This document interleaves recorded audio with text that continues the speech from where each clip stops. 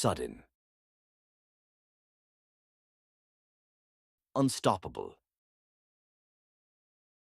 devastating. In today's video, we will be looking at some of the craziest natural disasters ever caught on camera. August 17th, 2018. The Carr Fire in Northern California, one of the most destructive wildfires in state history. As the fire raged through Shasta County, extreme heat and erratic winds created a phenomenon rarely captured on camera: a fire tornado. Also known as a fire whirl, the vortex of flames reached temperatures over 2,700 degrees Fahrenheit, hot enough to melt car engines. The fire tornado was so powerful it registered as an EF3 tornado on radar, with winds exceeding 143 miles per hour. Firefighters were forced to retreat as the vortex tore through neighborhoods, ripping the roof off a fire truck and hurling burning debris hundreds of feet into the air. The fire tornado killed a firefighter and a civilian, both caught in its path. Over 1,000 homes were destroyed. The Carr Fire burned for 38 days. The footage of the fire tornado shocked meteorologists and fire experts, a terrifying example of how wildfires can create their own weather systems. I personally ran into a firenado while fighting a wildfire in western Colorado a few years ago, and let me tell you, the sheer scale of size and sound of these events is nearly impossible to convey in a video. See that fire tornado? It's crazy.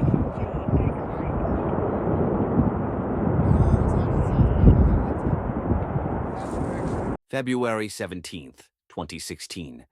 A beach in Queensland, Australia. Late afternoon. Beachgoers were enjoying a sunny day when something extraordinary happened. A meteor streaked across the sky, a brilliant fireball visible for hundreds of miles. The meteor exploded in the atmosphere, creating a massive shockwave that rattled windows and set off car alarms. Fragments of the meteor rained down onto the beach and into the ocean, hissing as they struck the water. Witnesses described a deafening boom followed by a rush of wind. One fragment landed just meters from a family with young children. Scientists later confirmed it was a small asteroid that had entered Earth's atmosphere at over 40,000 miles per hour.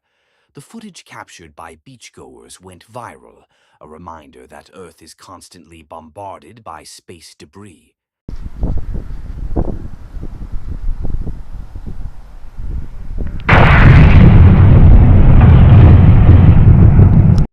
August 26th, 2009. Wentzville Valley, South Africa. A small daycare in a rural valley had just evacuated when heavy rains began falling in the mountains above. The building stood empty. Security cameras were still rolling. Within minutes, a flash flood roared down the valley, a wall of muddy water carrying debris, trees, and boulders. Security footage captured the terrifying moment the flood smashed through the daycare's door. The door exploded inward under the pressure. Water surged into the empty room with devastating force. Within seconds, the entire room was submerged, furniture floating, walls buckling under the pressure. The speed was shocking. From the first breach to complete flooding took less than 30 seconds. The footage remains one of the most interesting examples of flash flood power and how little warning there can be before disaster strikes.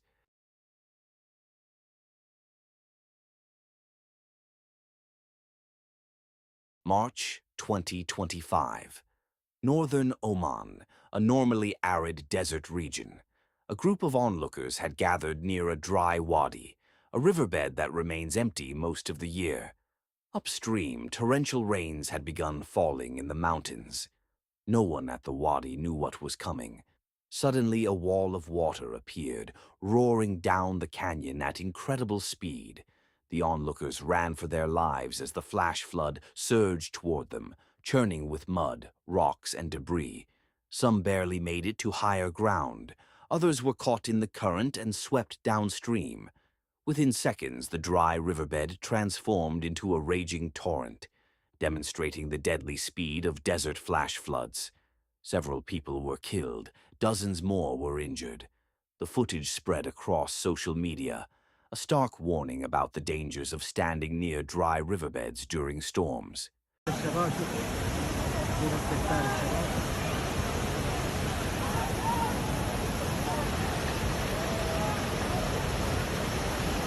يلا يا شباب يلا يلا ايه خطير ترى خطير يا شباب خطير ايه خطير يلا يا شباب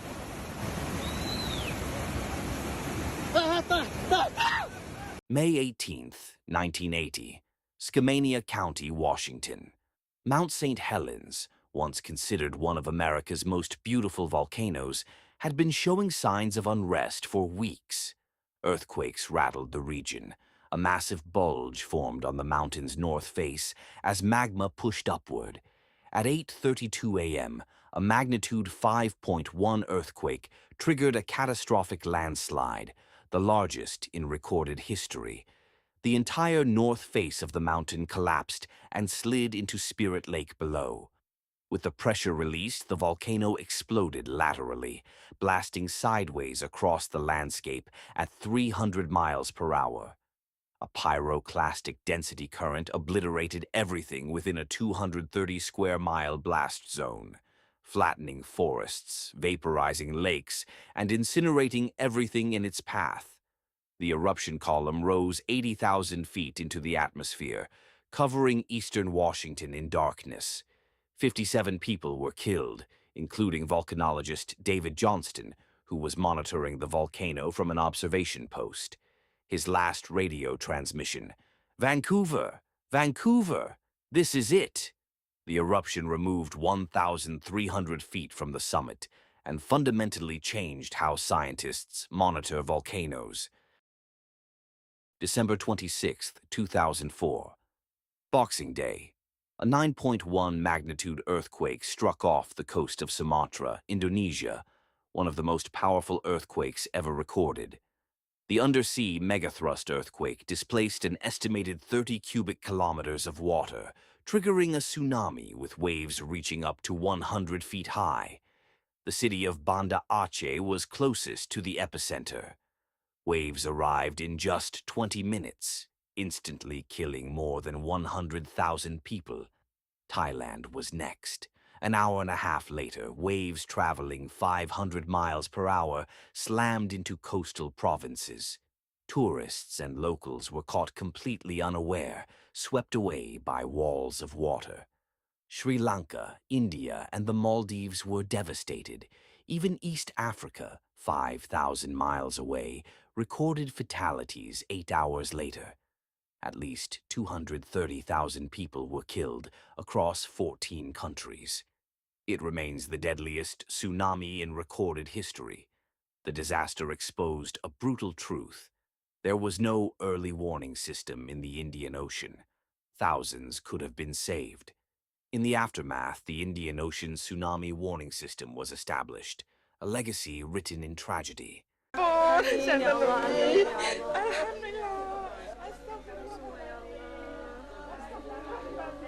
July 17, 2014.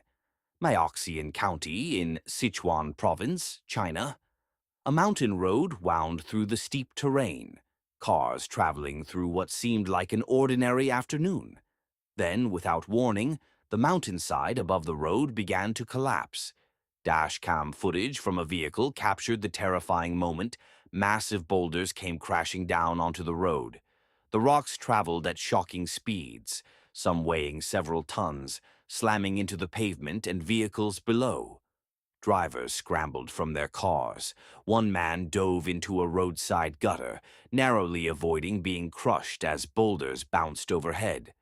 Another person was struck by a bouncing rock and knocked to the ground. They were later helped to safety. The rockslide struck 9 vehicles in total, destroying 7 cars. 11 people were killed. 19 others were seriously injured. The speed and power of the falling rocks was devastating, a reminder of how little chance anyone has when a mountain decides to let go.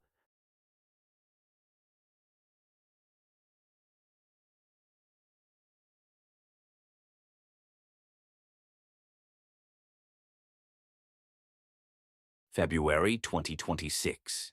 The Swiss-Italian border in the Alps. Heavy snowfall had blanketed the region for days, creating unstable conditions on steep mountain slopes. Without warning, a massive slab of snow broke free near the summit, triggering one of the largest avalanches in decades. The avalanche roared down the mountainside, gaining speed and volume as it swept up everything in its path. The wall of snow and ice was over 100 feet high, moving at 80 miles per hour. It crossed the border from Switzerland into Italy, burying ski resorts, chalets, and access roads under 30 feet of snow. Rescue teams scrambled to locate survivors using avalanche beacons and search dogs. At least 2 people were killed. Dozens more were injured or trapped. The avalanche was so massive it could be seen from space, a white scar across the mountain range. Climate experts warned that warming temperatures are making avalanches more unpredictable, with heavier snowfall followed by rapid melting, creating dangerous conditions. Okay.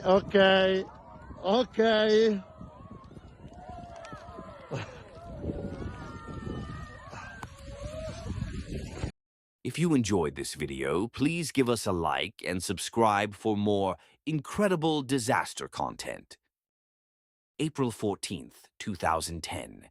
Iceland's Eyjafjallajökull volcano buried beneath a massive ice cap.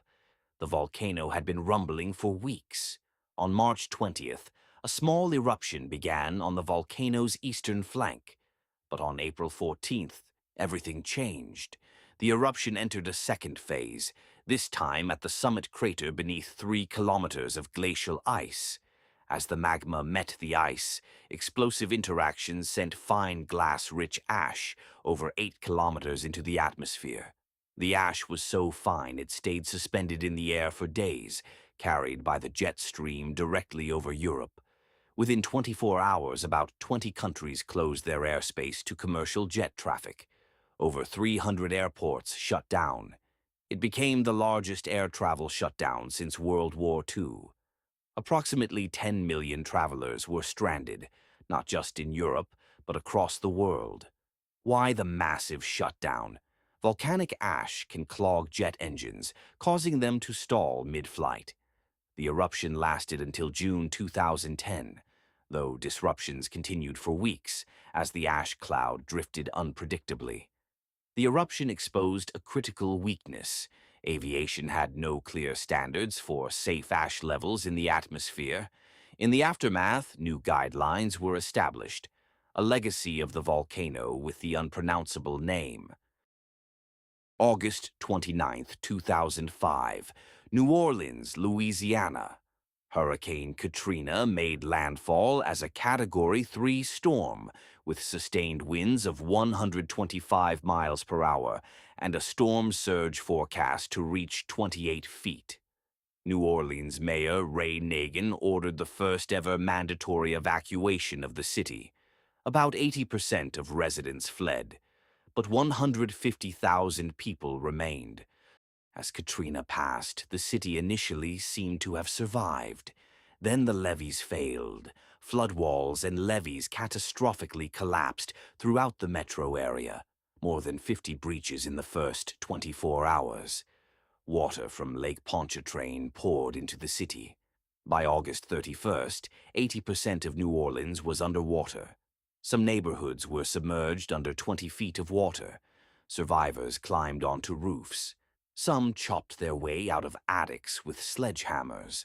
Others were trapped inside and drowned. Thousands gathered at the Louisiana Superdome without adequate food, water, or medical care. The federal response was catastrophically slow. People died from thirst, exhaustion, and violence days after the storm had passed. At least 1,833 people were killed.